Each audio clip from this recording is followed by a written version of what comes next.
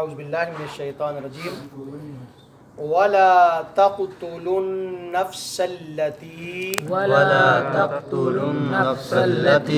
حرم الله إلا بالحق ومن قتل مظلوما فقد جعلنا لوليه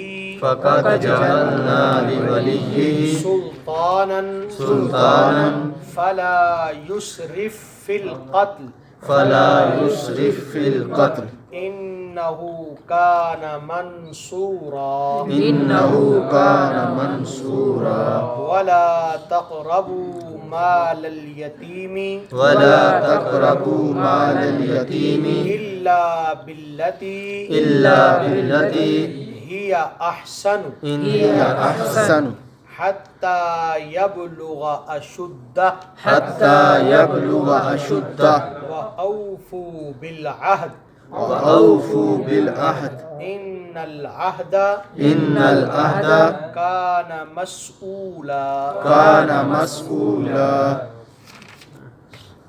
ولا تقتلوا اور نہ قتل کرو النفس کسی بھی شخص کو التی جس کا قتل کرنا حرم اللہ نے حرام کیا ہے الا بالحق مگر حق کے ساتھ ومن قتل مظلوما اور جسے قتل کیا گیا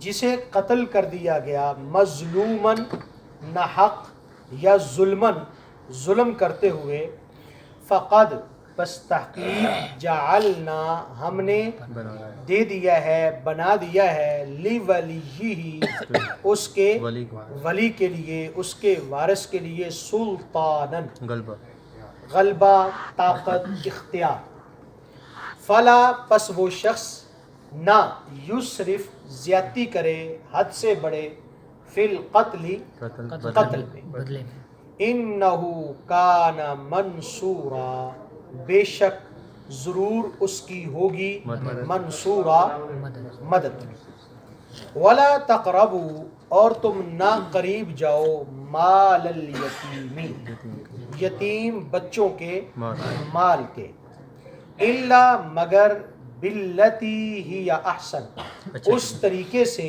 جو سب سے اچھا ہے سب سے بہتر ہے حتی یہاں تک کہ یبلغ اشدہ وہ پہنچ جائے جوانی کو مضبوطی اشدہ کا معنی مضبوطی یعنی جوانی کو وَأَوْفُوا بِالْعَهْدِ اور پورا کرو وعدہ ان العہد بے شک وعدے کے بارے میں کان مسئولا پوچھا جائے گا سوال کیا جائے گا دوبارہ ولا تقتلوا النفس التي حرم الله الا بالحق کسی بھی شخص کو قتل نہ کرو جس کا قتل کرنا اللہ نے حرام کیا یعنی جس کو محترم بنایا ہے جس کی حرمت قائم کی ہے اسے قتل نہ کرو الا بالحق مگر حق کے ساتھ اس کا مطلب کیا ہوا قصاص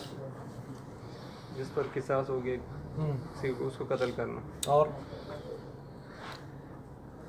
مطلب بدلہ لے سکتے ہو یعنی کہ جیسے ناک کان آنکھ وغیرہ نہ کاٹو اور جہاد میں جسم ہاں تو کسی بھی انسان کو قتل کرنا جائز نہیں ہے لیکن کچھ صورتیں ایسی ہیں جن میں کسی کو قتل کیا جا سکتا ہے جو مرتد ہو جائے ٹھیک ہے نمبر 1 اگر کافر ہے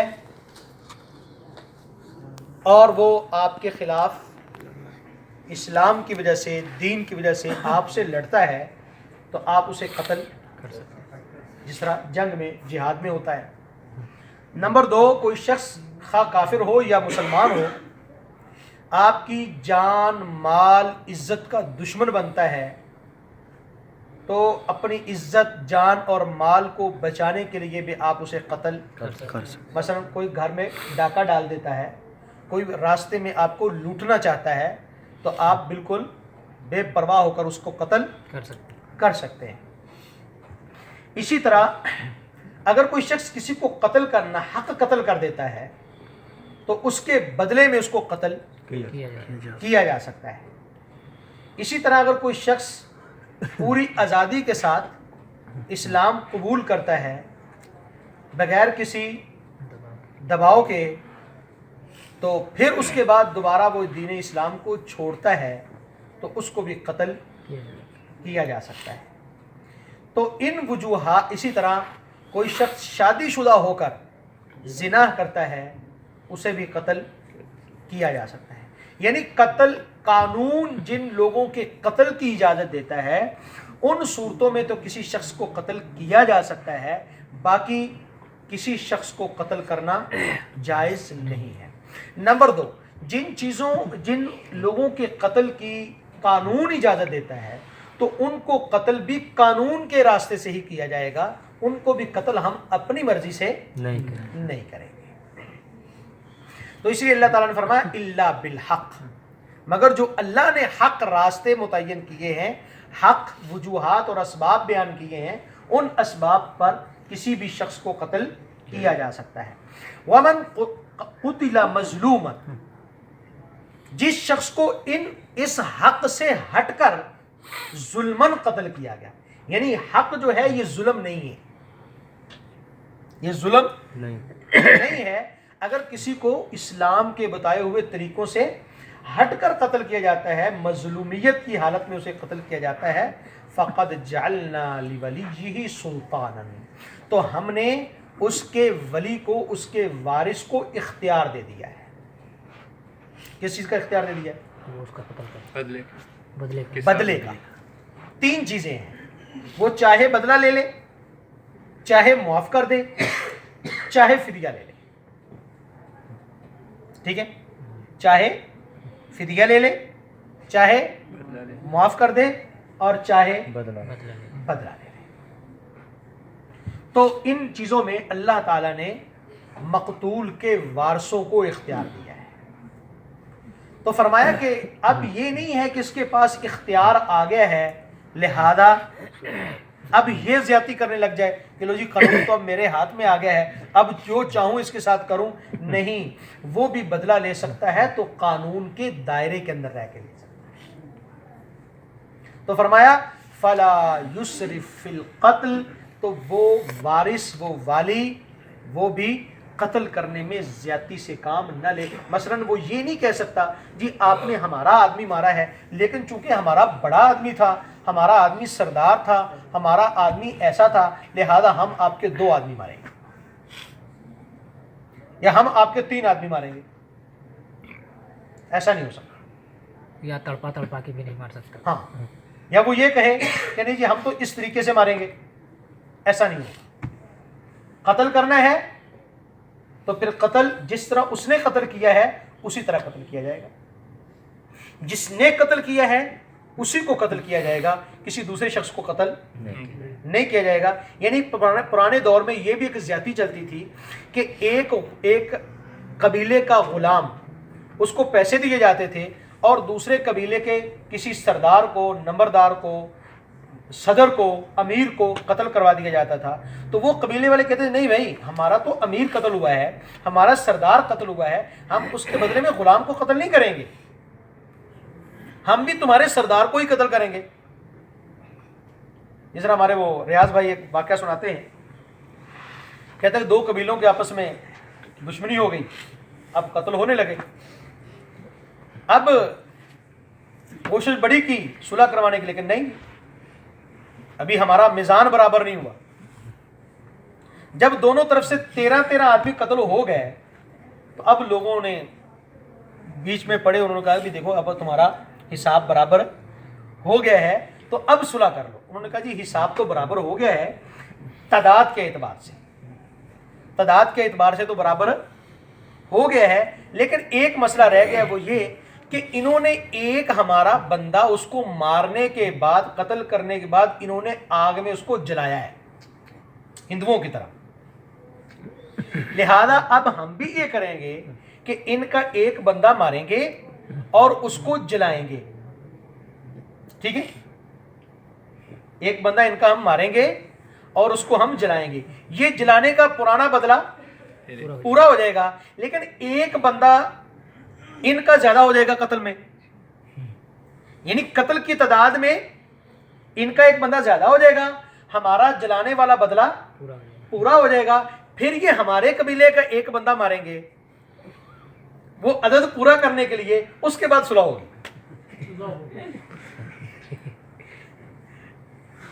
ٹھیک ہے, تو اس طرح کی باتیں درست نہیں ہیں.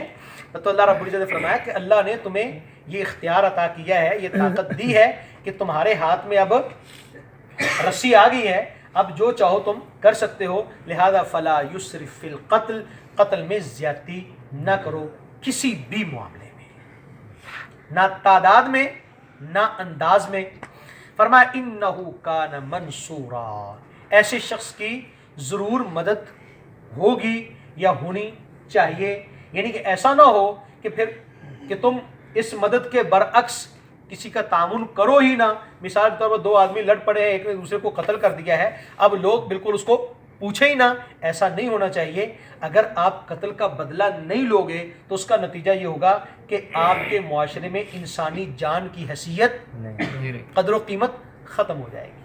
پھر چھوٹی چھوٹی چیز پر لوگ دوسرے کو قتل کر دیا کریں گے, جس طرح ہمارے معاشرے میں ہو رہا ہے کہ چھوٹی چھوٹی بات پر, ایک بھینس کی چوری پر, ایک مذاق پر, اپنے گھر کے سامنے پانی گرانے پر, چھوٹی سی بات چیز مانگنے پر, چیز نہ دینے پر لوگ ایک دوسرے کو قتل کر رہے ہیں.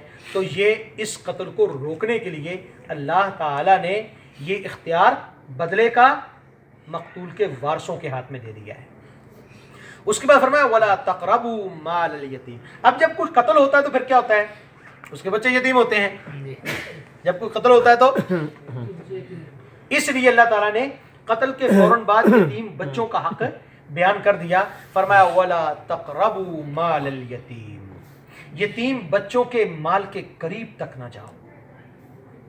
اور چوتھے پارے میں اللہ تعالیٰ نے فرمایا, جہاں وراثت تقسیم کرنے کا حکم دیا, اس سے پہلے فرمایا کہ یتیم, اپنے یتیم بچوں کے بارے میں تم ڈرتے ہو نا,